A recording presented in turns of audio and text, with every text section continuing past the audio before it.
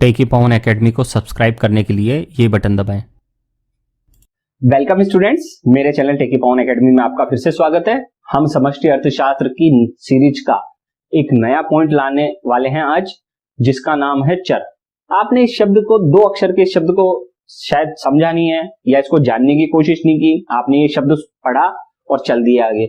इस वीडियो में मैं आपको बताने वाला हूं चर क्या होते हैं और चर के प्रकार कौन कौन से होते हैं। इस वीडियो में हम देखने वाले हैं स्वतंत्र चर क्या होते हैं, निर्भर चर क्या होते हैं, अंतरजात चर क्या होते हैं, बहिर्जात चर क्या होते हैं। इसी के साथ डिस्क्रिप्शन में हम इसमें थोड़ा बहुत स्टॉक चर और प्रवाह चर की भी तुलना करेंगे। हालांकि स्टॉक चर और प्रवाह चर पर मैंने एक सेपरेट वीडियो बना रखा है जिसमें आपको कंप्लीट उसकी डिटेल्स मिलेगी। हम उसकी भी थोड़ी बहुत यहाँ चर्चा करेंगे। साथ में चर और चर के प्रकार के अलावा इसमें हम कुछ इकोनॉमिक्स से संबंधित कुछ वर्ड्स देखने वाले हैं, जैसे प्राचल क्या होते हैं, पैरामीटर्स, कांस्टेंट्स क्या होते हैं, स्थिरांक ये क्या होते हैं। इसके अलावा हम इसमें ये देखेंगे अर्थशास्त्र में मान्यताएं या अजम्पशंस क्या होती हैं। साथ में फलनात्मक संबंध क्या होते हैं वो भी हम इस वीडियो में देखने वाले हैं। तो इस वीडियो में आपको ये सारा कंटेंट देखने को मिलेगा, तो जल्दी से आप मेरे चैनल को सब्सक्राइब कर लीजिए और आइए देखते हैं इस वीडियो को। स्टूडेंट्स, आज का हमारा टॉपिक है चर क्या होता है और चर किस किस प्रकार के होते हैं। इस टॉपिक में हम ये सारे तत्व एक साथ देखने वाले हैं। तो आइए देखते हैं कि ये सारे तत्व क्या होते हैं। ये हमारी न्यू सीरीज चल रही है संपूर्ण समष्टि अर्थशास्त्र के नाम से। तो सबसे पहले चर या वेरिएबल्स क्या होते हैं वो समझते हैं। चर एक ऐसा तत्व होता है जिसका मान एक निश्चित समय अवधि में परिवर्तित हो सकता है। तो यानी कि चर एक परिवर्तनशील तथ्य होता है, तत्व होता है। प्रत्येक चर का एक निश्चित चिन्ह द्वारा व्यक्त किया जाता है। कोई भी चर है उसे एक निश्चित जो चिन्ह है उसके द्वारा व्यक्त किया जाता है। जैसे आय को हम अर्थशास्त्र में वाई से व्यक्त करते हैं, बचत को अर्थशास्त्र में एस से, एस मतलब सेविंग हो गई, उपभोग को सी से व्यक्त किया जाता है। इस प्रकार से हम कई चरों को अन्य प्रतीकों के माध्यम से व्यक्त करते हैं। तो चर क्या हुआ? कोई भी ऐसा तत्व जिसका मान एक निश्चित समय अवधि में परिवर्तनशील होता है तो उसे हम चर कहते हैं। अब जैसे आय परिवर्तनशील होती है, बचत भी परिवर्तनशील होती है, उपभोग भी परिवर्तनशील होता है। अब आगे बढ़े। अब देखिए चर को कितने भागों में बांटा गया है। सर्वप्रथम चर को 3 भागों में बांटा गया है, निर्भर चर और स्वतंत्र चर, दूसरा अंतर्जात चर, बहिर्जात चर और फिर स्टॉक चर एवं प्रवाह चर। अब हम देखते हैं चर के प्रकार। तो पहला है निर्भर चर। निर्भर चर वह चर होता है जिसका मान अन्य चरों के मान में परिवर्तनों पर निर्भर होता है। जैसा कि नाम से स्पष्ट है, ये निर्भर है, किसी और पर निर्भर है। किस पर निर्भर है? स्वतंत्र चर पर निर्भर चर है। ठीक है, स्वतंत्र चर होते हैं और एक निर्भर चर होता है। निर्भर चर किसी अन्य जो चर है उसके मान में परिवर्तन पर आधारित होता है, इसलिए इसे निर्भर चर कहते हैं। जैसे उपभोग चर किस पर निर्भर होता है? आय चर पर।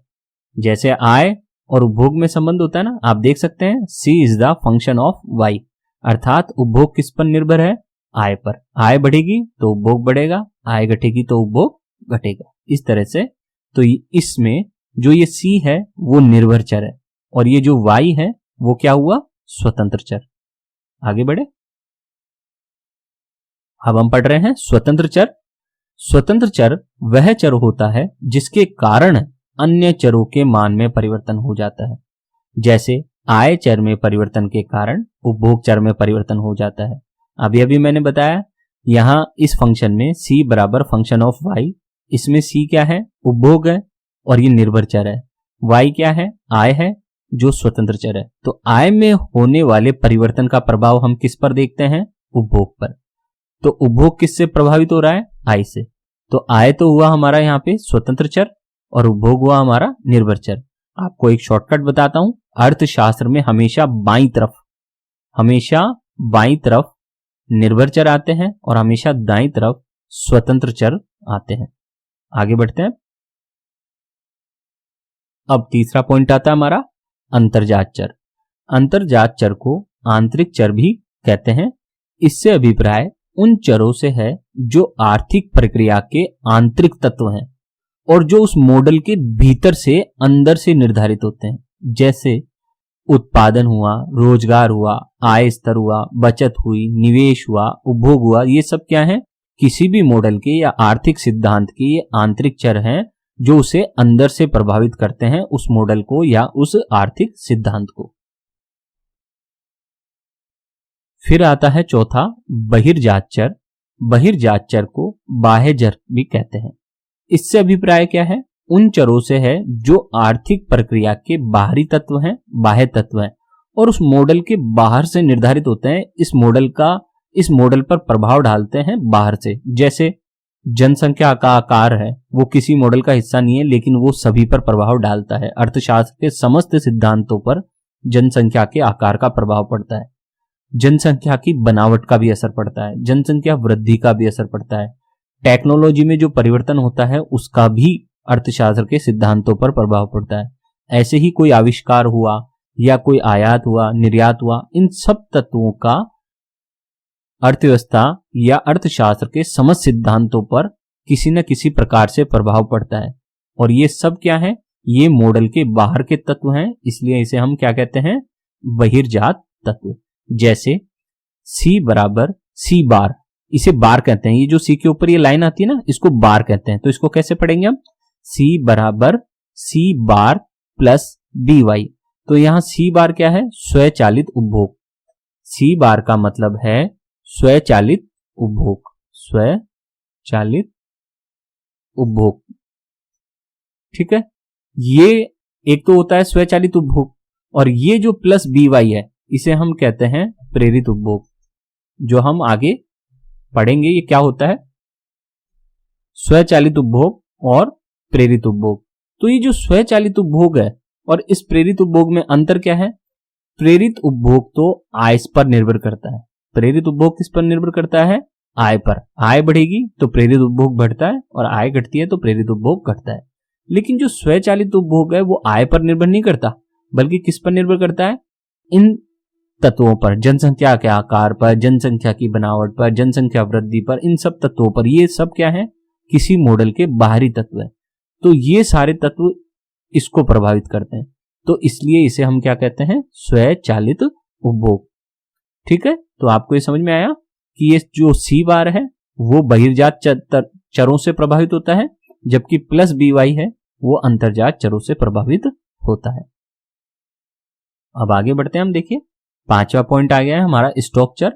मैं आपको बता देना चाहता हूं, स्टॉक चर और प्रवाह चर पर मैंने सेपरेट वीडियो बना रखा है, जिसमें बहुत ज्यादा डिटेल में आपको स्टॉक चर, प्रवाह चर और साथ में एक और चर अनुपात चर के बारे में मैंने उसमें बताया हुआ है। वो आप उसको अच्छी तरह देख सकते हैं। अब हम देखते हैं यहाँ पे, स्टॉक चर से अभिप्राय उस चर से है जो एक निश्चित समय बिंदु पर मापा जाता है। एक पॉइंट ऑफ टाइम पर जब किसी चर की गणना की जाए तो हम उसे स्टॉक चर कहते हैं। इसका समय काल नहीं होता है, अर्थात इसका समय से कोई संबंध नहीं है। जैसे हम कहें सोमवार 9 बजे 21 जुलाई 2020, तो ये क्या है? सब फिक्स टाइम है। कोई भी टाइम ऐसा नहीं है जिसमें मैंने किसी अवधि की गणना की हो। अवधि मतलब 4 घंटे, 10 घंटे, है ना, 10 दिन, इसे कहते हैं अवधि। 10 साल, इसे कहते हैं अवधि। जैसे इस बाल्टी में पड़ा पानी क्या है? स्टॉक चर। क्यों? क्योंकि ये हिल रहा नहीं है, इसमें कोई परिवर्तन नहीं हो रहा। तो जब तक किसी चर में परिवर्तन नहीं होगा हम उसे क्या मानते हैं? स्टॉक चर। अब आता है छठा, प्रवाह चर। प्रवाह चर से अभिप्राय उस चर से है जो एक समयावधि में मापा जाता है और इसका समय काल होता है।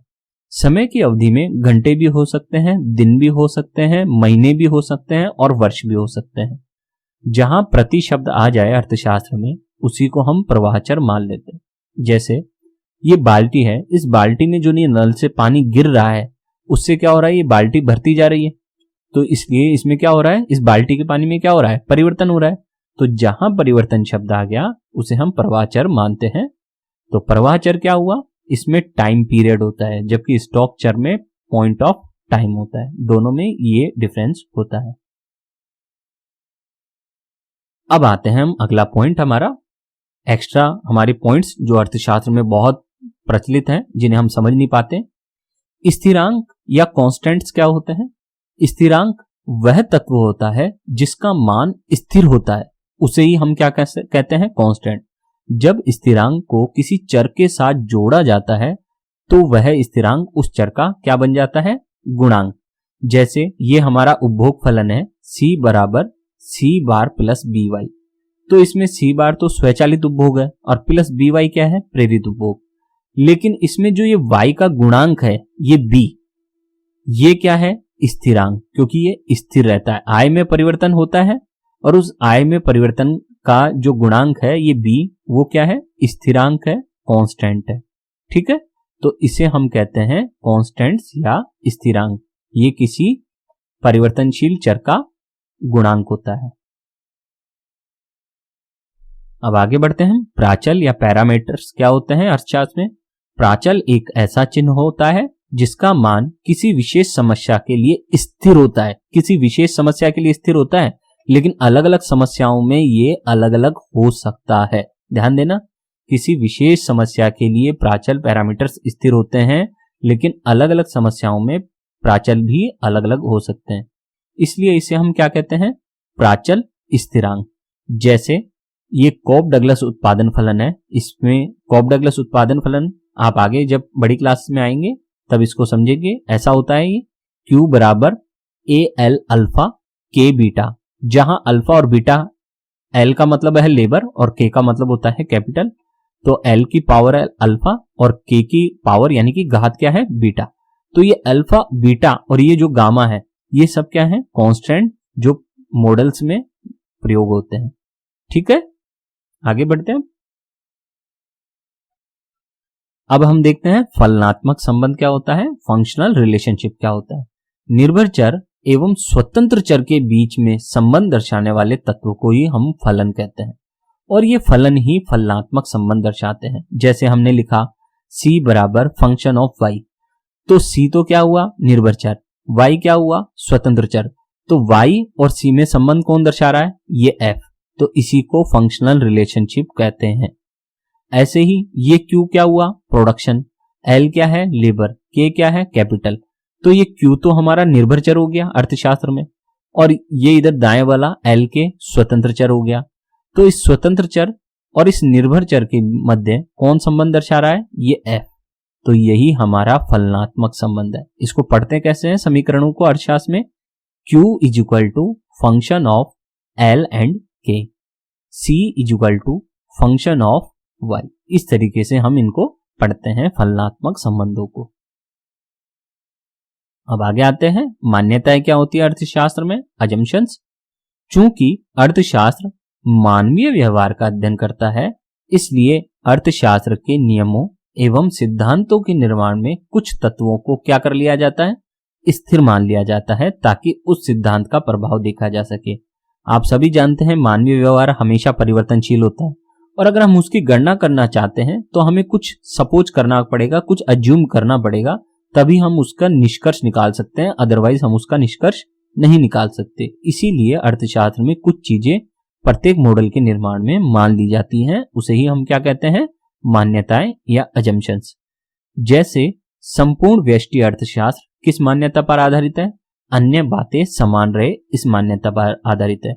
अब ये अन्य बातें कुछ भी हो सकती हैं, जैसे डिमांड फंक्शन क्या होता है? डिमांड फंक्शन होता है फंक्शन ऑफ px, जैसे dx is the function of px, pc, ps, y, t etcetera. इसका मतलब क्या हुआ?